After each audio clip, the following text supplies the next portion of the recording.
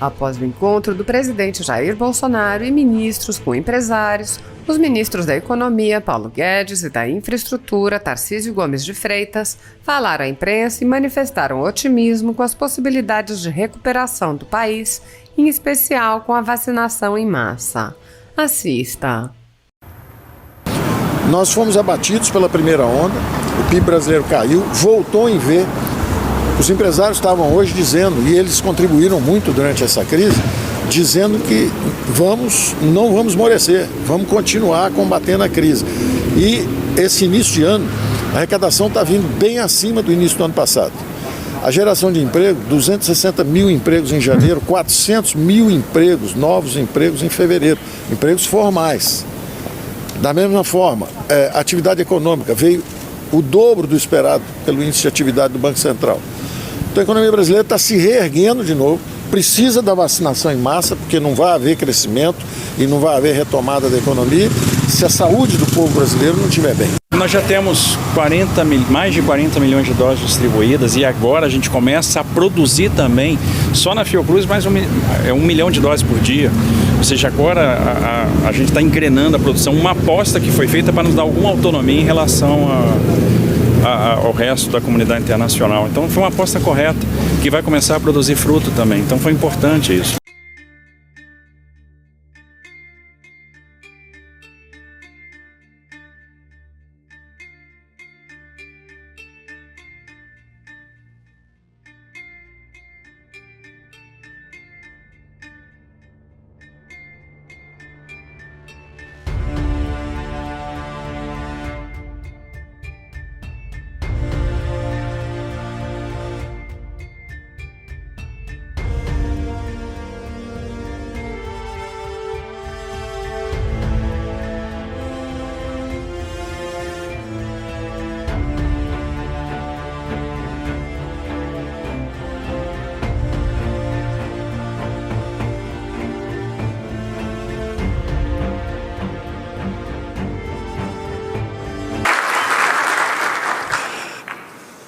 Liberdade acima de tudo, pessoal. A nossa liberdade vale mais que a nossa própria vida. Estive aqui, nesse local, com o prefeito de Chapecó, o nosso João Rodrigues, em 2016. Aqui estava cheio, lotado. Discutimos a questão do malfadado Estatuto do Desarmamento. E era também pré-candidato. Estive no total 4 vezes em Santa Catarina, um estado pelo qual eu me apaixonei desde a primeira vez que estive aqui. Todos nós já decidimos alguma coisa ou muita coisa ao longo de nossa vida. Um casamento, um filho, um pedido de demissão, seja lá o que for. Quantas vezes tivemos que decidir? E nós sabemos que pior que uma indecisão, pior que uma decisão mal tomada, é uma indecisão. Ou vão para lá ou vão para cá. Se ficar parado, o pior pode acontecer. E tem uma passagem bíblica de Provérbios 24:10. Se te mostrares frouxo no dia da angústia, a tua força será pequena. Nós temos que unir forças para vencer esse inimigo. Não podemos ficar em casa ad eterno, esperando que a solução caia do céu. Lamentamos as mortes. É como num campo de batalha. Mas se nada fizermos, seremos derrotados. Desde o início da pandemia, quando lá atrás nós fomos buscar nossos irmãos em Wuhan, na China, e o trouxemos, foram para Anápolis, foram sim submetidos a uma quarentena, se fazia necessário para aqueles que estavam numa área contaminada naquele momento. Depois, sem problemas, eles voltaram para os seus lares, para os seus afazeres. Mas a preocupação estava dentro do governo federal. Começamos em março a tomar as decisões para enfrentar o vírus, que qualquer um sabia, em especial os médicos. Se algo acontece num país e 2, 3, 4 meses depois você fica sabendo, é sinal que aquilo, praticamente, hoje em dia, se espalhou pelo mundo todo. Tivemos um primeiro ministro da Saúde, a gente não esperava enfrentar esse problema. E o protocolo dele era, fique em casa. Quando sentir falta de ar, vá para o hospital. Onde eu questionei, doutor Queiroga, olha, vai para casa, falta de ar, vai para o hospital para fazer o quê? Para ser entubado? Por que não pode ter um tratamento imediato? Olha a questão do off-label, fora da bula, é um direito, é um dever do médico. Ele tem que buscar uma alternativa. Ou até mesmo, se um paciente está com uma certa doença e não tem aquele remédio específico, comprovado cientificamente, ele tem que buscar outra alternativa. Como na Guerra do Pacífico. O soldado chegava ferido e não tinha sangue para transfusão.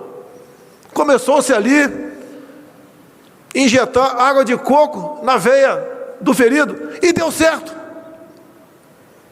É uma realidade ou não é? Começou-se uma grande preocupação.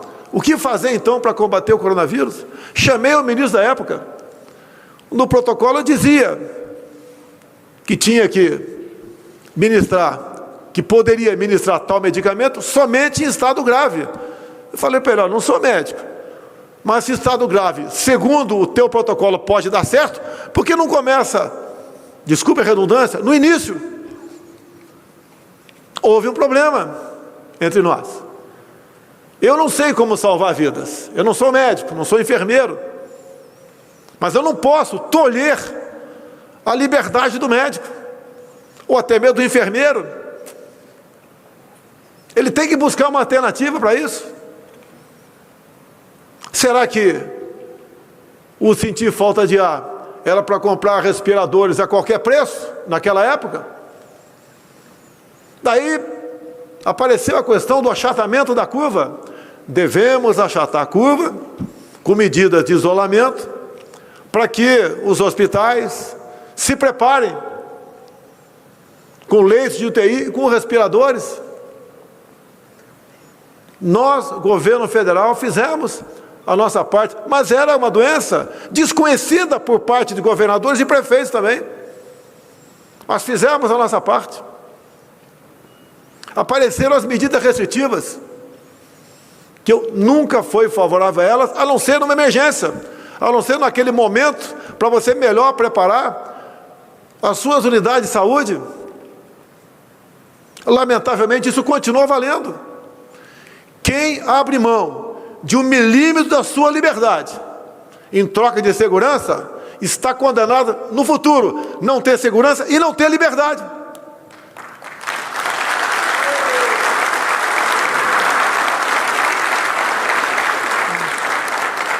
Lamentamos todas as mortes.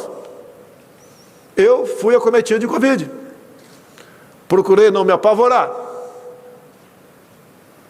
Tomei um medicamento, todo mundo sabe qual foi. No dia seguinte estava bom. Muitos fizeram isso.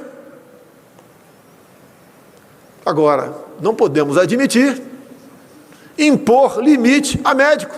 Se o médico não quer receitar aquele medicamento, que não receite. Se outro cidadão qualquer acha que aquele medicamento não está errado, não está certo, que não tem comprovação científica, que não use, é a liberdade dele. O off-label, fora da bula, é o médico, o paciente. Hoje tem aparecido medicamentos ainda não comprovados, que estão sendo testados. E o médico tem essa liberdade, tem que ter. É um crime querer tolher a liberdade de um profissional de saúde. Desde o começo, nós falamos em Brasília, temos 2 problemas pela frente: o vírus e o desemprego. E as medidas, ora anunciadas, depois que o Supremo Tribunal Federal decidiu que cada estado, cada município possa tomar as medidas restritivas que assim bem entender, que essas medidas não podem ter um efeito colateral mais danoso que o próprio vírus. Eu acho que eu sou o único líder mundial que apanha isoladamente. O mais fácil é ficar do lado da massa, da grande maioria. Se evita problemas, não é acusado de genocida, não sofre ataques por parte de gente que pensa diferente de mim. O nosso inimigo é o vírus, não é o presidente, a governadora ou o prefeito. E dá para sairmos dessa. Por que minha vinda aqui a Chapecó? Conheço o João há algum tempo, parlamentar comigo. Sofremos juntos injustiças dentro da Câmara e fora da Câmara também. Forjou nossa amizade. E fiquei sabendo que ele queria Brasília. Falei, não, eu tenho que dar exemplo. Eu vou a Chapecó.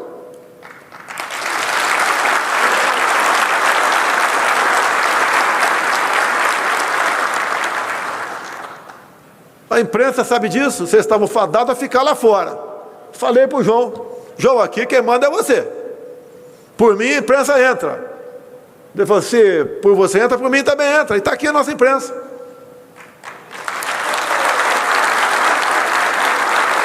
A nossa briga não é com a imprensa brasileira. O que nós queremos é cada vez mais essa imprensa divulgue a verdade dos fatos. Não é tolhendo, censurando, seja lá o que for, que nós vamos achar uma solução para esse grave problema que nós temos. Eu prometo não falar em proxalutamida, porque se eu falar, já vai ser criminalizado a partir de agora.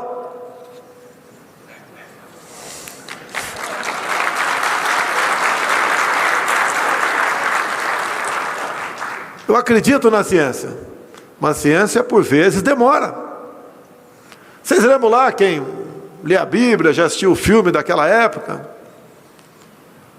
A época de Cristo, quando ele nasceu.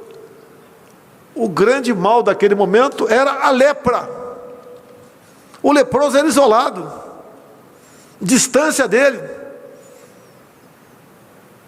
Hoje em dia temos lepra também, continua. Mas o mundo não acabou naquele momento. Depois, para comer etapas, tivemos a questão da AIDS, no início dos anos 80. Isso mesmo, doutor Queiroga? Eu lembro que eu estava abaixado no hospital com os 4 membros, né, fraturados. E convivi com alguns que chegavam para baixar no Hospital Central do Exército. Naquela época, o que foi usado para combater o HIV? O AZT. Ou não foi? Coquetel do AZT. Era comprovado cientificamente? Não. Se não tivesse usado, não chegaríamos no futuro ao coquetel, que dá quase uma condição de vida normal àquele que contraiu o vírus. Agora, por que não se combateu também?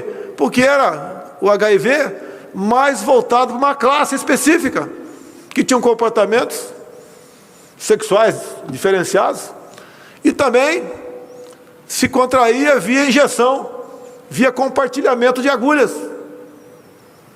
E ninguém foi contra.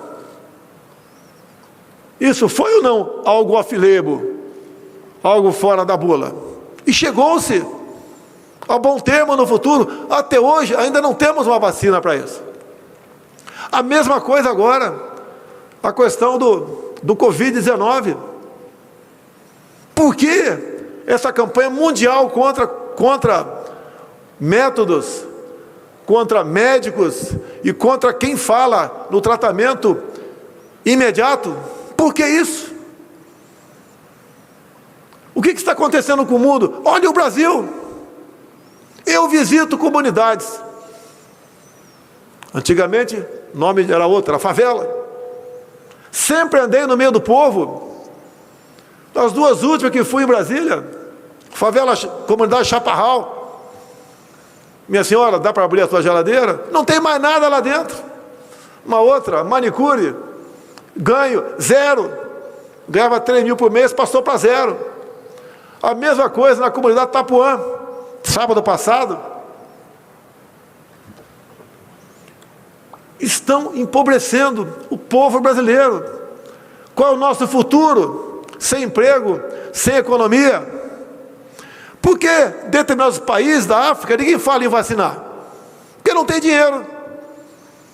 Não tem vacina hoje em dia para todo mundo. Na África não existe nada.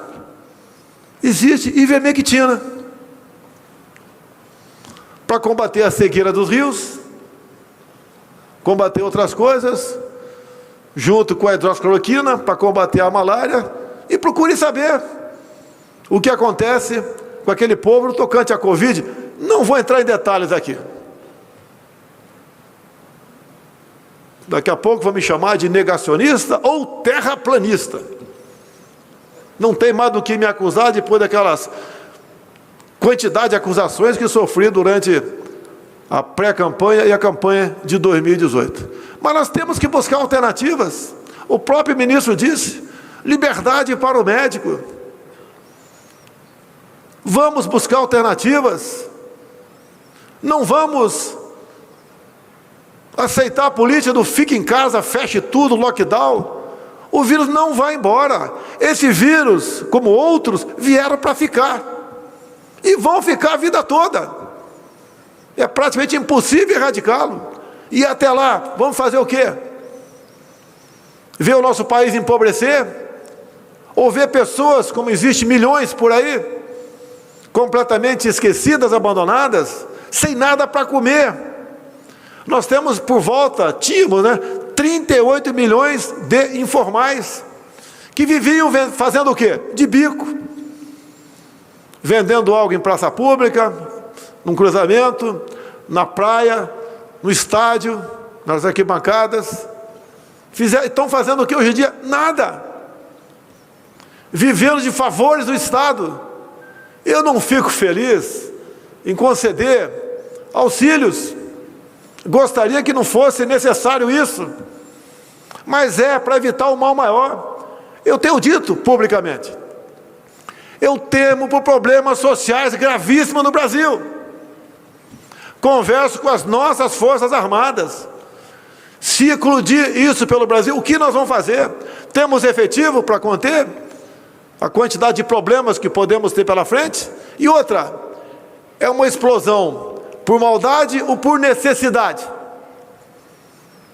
O que nós devemos fazer para evitar isso daí? Como nos preparar? Não é a hora de ver biografia. Estou me lixando para 22. Vai ter uma pancada de candidato aí. Seria muito mais fácil a gente ficar quieto, se acomodar, não tocar nesse assunto, ou atender, como alguns querem, que da minha parte, que eu posso fazer, um lockdown nacional. Não vai ter lockdown nacional.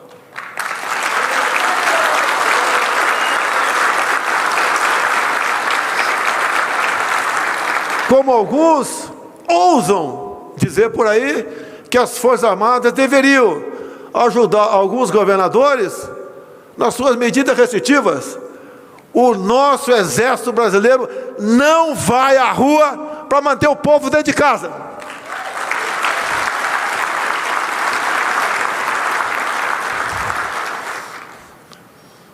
A liberdade não tem preço. Devemos fazer tudo o possível para buscar soluções.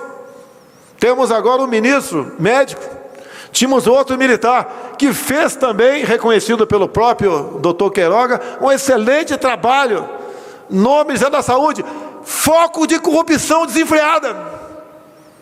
Um alcance do Brasil, que mais matava no Brasil, era a corrupção. Estamos há 2 anos e 3 meses sem corrupção. É obrigação nossa.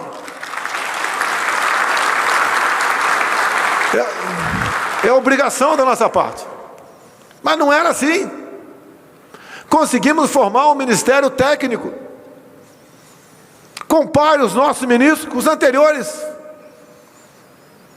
com todos os problemas que o Brasil vem atravessando, nós conseguimos fazer muita coisa, com menos dinheiro, com orçamento achatado, com um teto para gastos.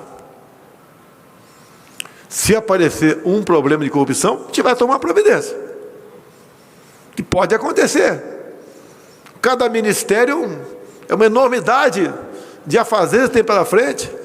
O Ministério do Desenvolvimento Regional tem mais de 20 mil obras pelo Brasil. O Ministério do Tarcísio, representado aqui pelo Marcelo, aqui do meu lado, é um ministério também sempre cobiçado. Vocês sabem por quem? Para melhor atender às necessidades do povo brasileiro ou às necessidades de alguns grupos? De alguns grupos. Isso pesa para mim. Não me faltam problemas. Eu não tirei dinheiro da imprensa por maldade. Eram quase 3 bilhões por ano de estatais e de orçamento nosso. E o dinheiro achava que tem que ser usado para outra coisa. Se as estatais davam prejuízo de dezenas de bilhões de reais, hoje dão lucro de dezenas de bilhões de reais. Onde iam essa diferença no passado? Para onde ia? Não é fácil mudar isso aí. O que atacam a gente? Eu sou o Nero, o incêndio, que tocou fogo na Amazônia, no Pantanal sul-mato-grossense. É acusação o tempo todo. Não tem problema. Sabia que não ia ser fácil. Pegamos o extra da pandemia, que é lamentável porque vem mortes atrás disso. Mas continuamos fazendo o que é possível. Não temos medo de decidir. Até mesmo quando tem que trocar algum ministro. Eu sempre falo para os ministros, em especial no tocante à pandemia, não basta você fazer um excelente trabalho no seu ministério. Você tem que ter uma visão política maior. Saber do que está em jogo. O que alguns fazem no tocante à pandemia para buscar desgastar o governo. Falei no passado que a vida de presidente não é boa. Não é boa para o presidente que quer fazer a coisa certa. Quando quer fazer a coisa errada, parece que é mais fácil no Brasil. Mas estamos mudando isso daí. Eu quero parabenizar a Santa Catarina, a nossa prezada governadora que está aqui. Eu acho que nem ela achava que ia ser governadora um dia, porque ninguém quer a maldade para quem é o titular, né? Mas também pegou um problema sério pela frente. Tenho conversado com ela. Não é simpatizante, é medida restritiva, só tomará algumas localizadas, se for necessário. E a minha vinda aqui, porque eu não quero falar muito, né? Teria muito o que falar. Eu quero que Chapecó seja uma cidade para ser olhada pelos demais 5.700 prefeitos do Brasil, se bem que tem prefeito que está na linha do João Rodrigues. Mas quando se fala em vidas, para nós, qualquer esforço é válido. Temos que estudar Chapecó. Temos que ver as medidas tomadas pelo prefeito, as atuais medidas tomadas pela governadora. Nessa época toda, muita coisa concreta fizemos. E tenho orgulho de dizer, uma das medidas mais importantes que tomamos, que evitou que um pouco mais de 10 milhões de pessoas perdessem o emprego, a ideia não veio de mim, veio de um senador de Santa Catarina, o nosso Pronamp, senador Jorginho Melo.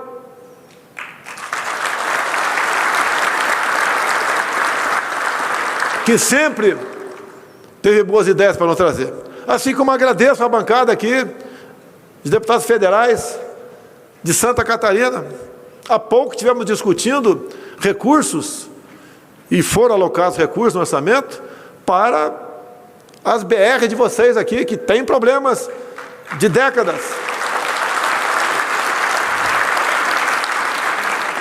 Como fui lembrado aqui pelo nosso ministro das Relações Exteriores, o França, que ontem, na conversa com o Putin, onde tratamos de vários assuntos, um dos tratados foi que eu pedi para ele o credenciamento de frigoríficos para que nós possamos exportar para a Rússia como no passado.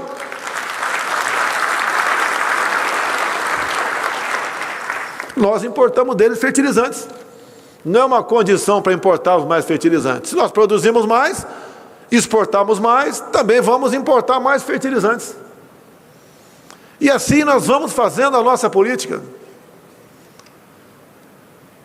Eu peço a Deus que ilumine cada um dos que estão aqui, quem está nos assistindo, para que juntos possamos buscar as melhores alternativas para melhor atender nosso povo, para minorar a dor daqueles que perderam um ente querido. O problema está aí. Soluções, algumas aparecem, como a de Chapecó. Outras virão. Como disse desde o começo, temos que ter coragem para decidir. Se ficar parado, esperando solução, o problema, além desse, do vírus, teremos o outro, do desemprego, que leva à depressão, leva à falta de esperança, leva a que outras doenças sejam agravadas. Parece que no Brasil só tem Covid. Acabaram as outras mortes, os outros sofrimentos. Não. Nós acreditamos no povo brasileiro.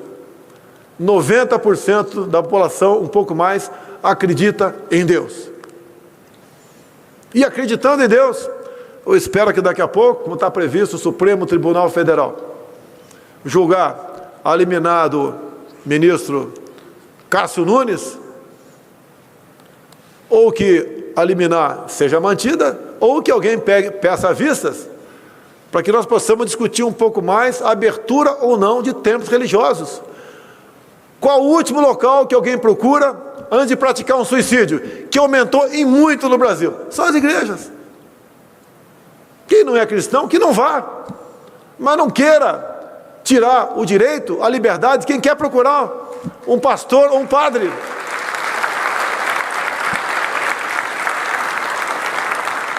Estou muito feliz de estar aqui. Agradeço a Deus pela minha segunda vida e pela missão de conduzir os destinos do nosso querido Brasil.